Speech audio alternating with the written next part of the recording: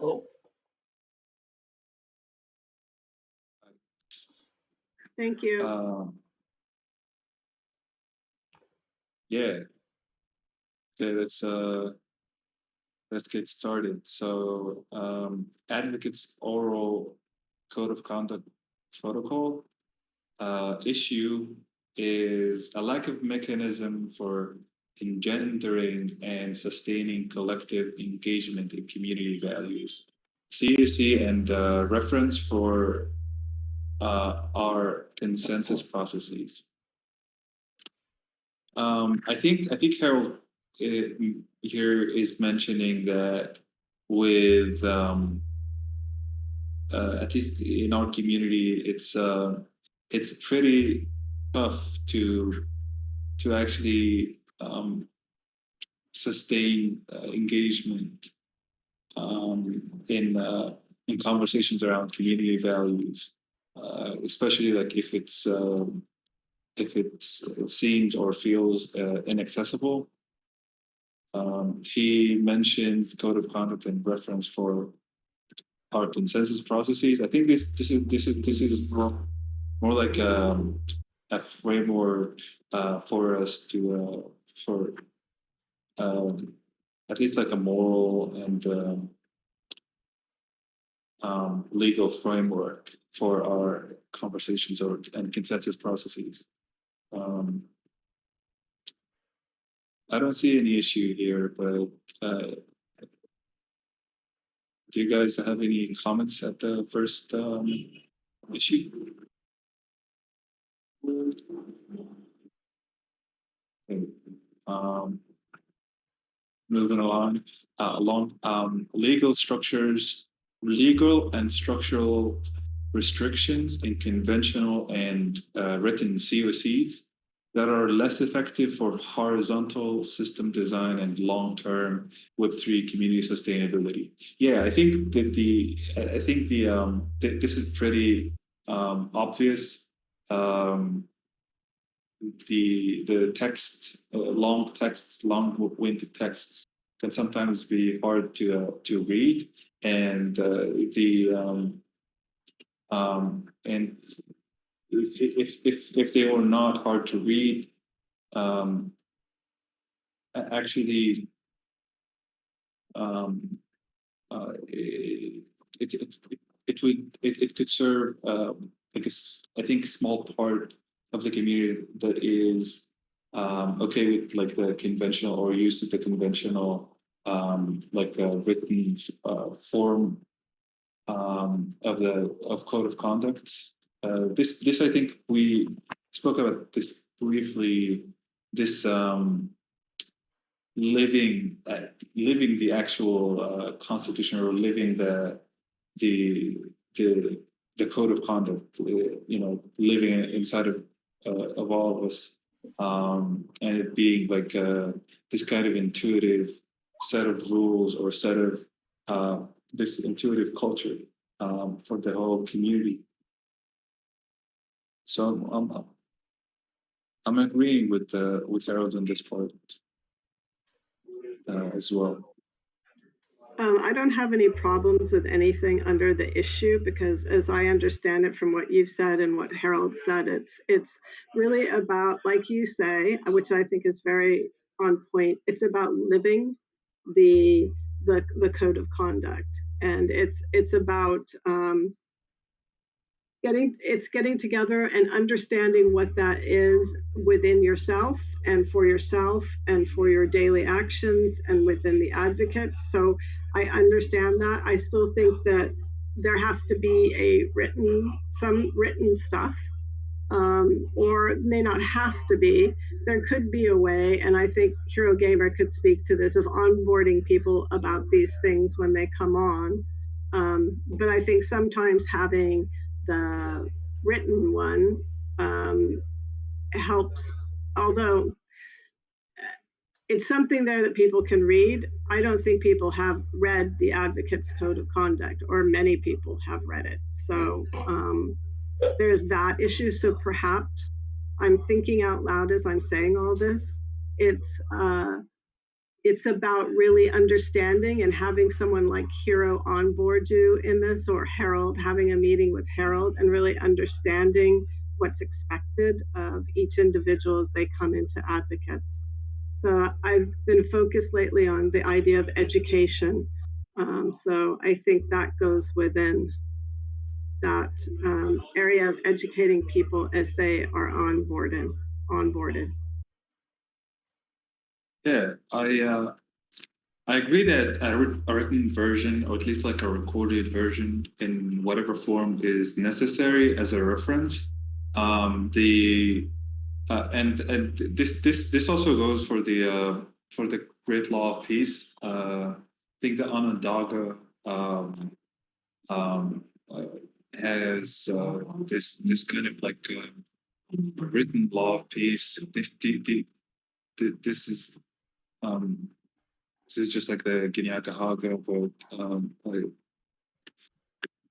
another nation, and it's almost similar to the current um, uh, Great Law of Peace that is in use. Very similar to the current Great Law of Peace that is in use in the Guineakahaga nation.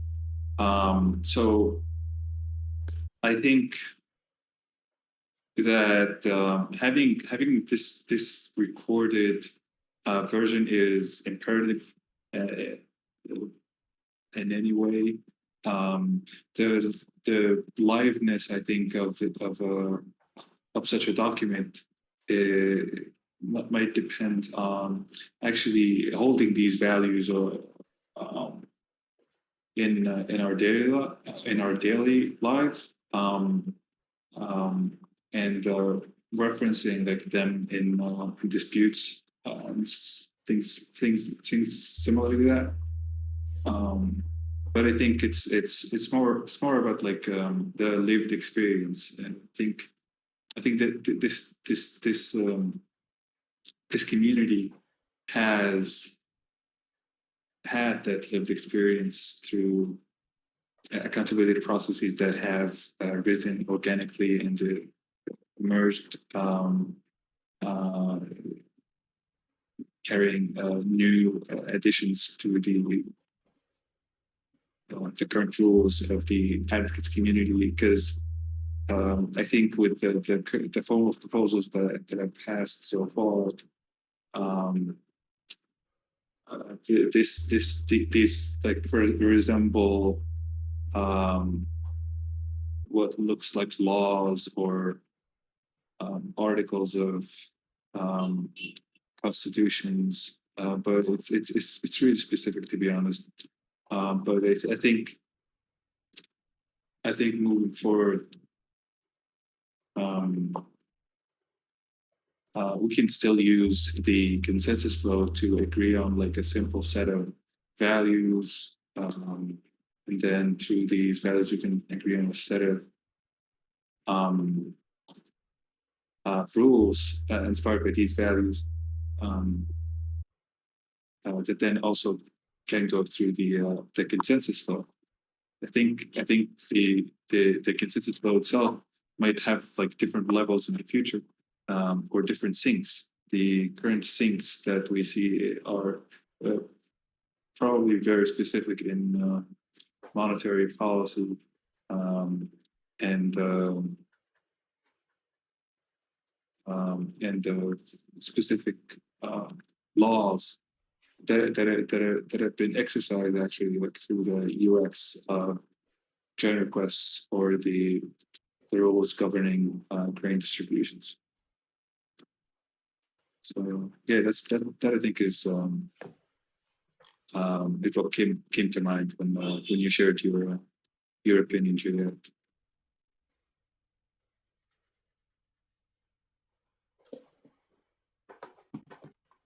Anyway, you can continue.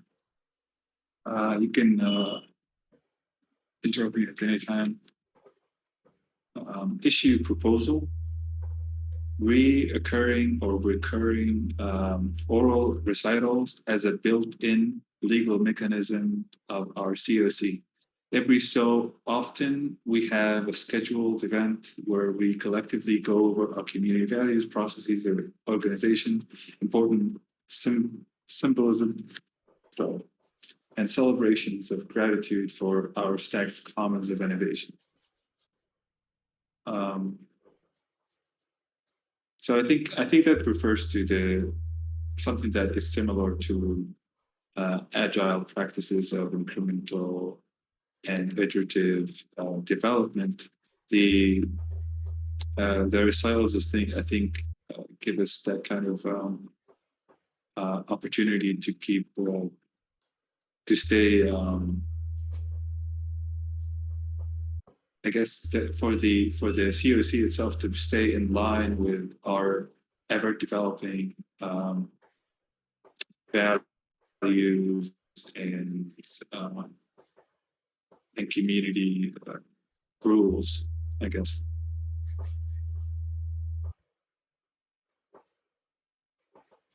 While we can keep a written record as best as possible, we should include the legal authority of an oral COC rather than the written record. This not only establishes a protocol of engagement to avoid a terms of service effect, but it engenders collective responsibility through a legal point of emphasis. This functions as a collective oral legal reference for consensus processes in our Web3 Innovation Commons context, intertwining collective symbolism and oral recitations by community NFTs, emphasizing the ability to read and orally recite what the symbolism represents as the actual legal point of reference, i.e. NFT symbolism for establishing advocates' comments would mean being able to speak to our important system design concepts, structures, and methods. Yeah, this possibly needs a little bit of explaining on Harold's part. I agree. I don't really understand that. Is it talking about the soulbound NFT thing? Like you want to add, certain people receive NFT as part of being advocate. I wouldn't assume, to be honest. Like Harold, I think has probably missed a few points in this text. I think we can get specific about this. I'll reiterate as well that the kind of like NFTs that we're thinking about are just like a solution that we might drop. Like it can be an NFT, can be something else. It can be like a whole different solution. Like we can start over and think about something else. So, and it's definitely not going to be the same as a soulbound token. So I just want to be clear with that. it's yeah, so that we don't get hung up on kind of.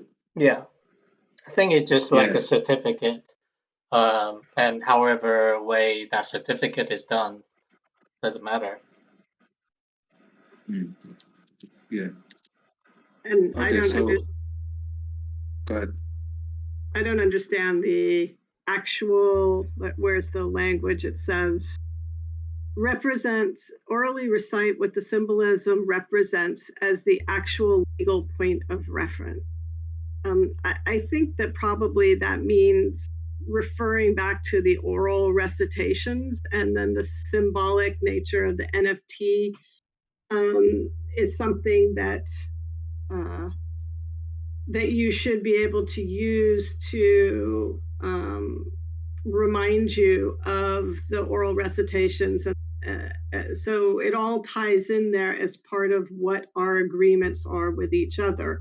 So that's how I'm reading that right now without Harold here to explain. I don't know what you think. If you have any comments. Which part are you referring to? that whole section, intertwining collective symbolism, oral recitations via community NFT, emphasizing the ability to read and orally recite what the symbolism represents as the actual legal point of reference. So in